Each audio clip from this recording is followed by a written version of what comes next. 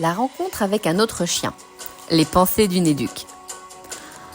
En balade en libre en plein milieu de la forêt, en laisse courte sur le trottoir ou encore en longe dans le parc, les rencontres avec d'autres chiens peuvent avoir lieu partout et dans de nombreuses conditions.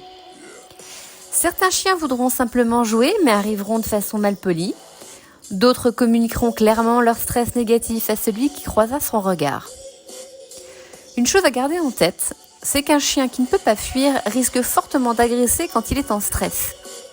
Être attaché à une longe, ou pire, pour lui à ce moment-là une laisse courte, va donc augmenter l'émotion d'un chien quand il en rencontre un autre alors qu'il n'en a pas envie. Oui, un chien stressé a le droit de ne pas vouloir interagir avec un autre chien. A l'inverse, un chien en libre peut se sauver pour fuir si telle est sa réaction, toujours en cas de stress. Dans tous les cas, il y a un risque.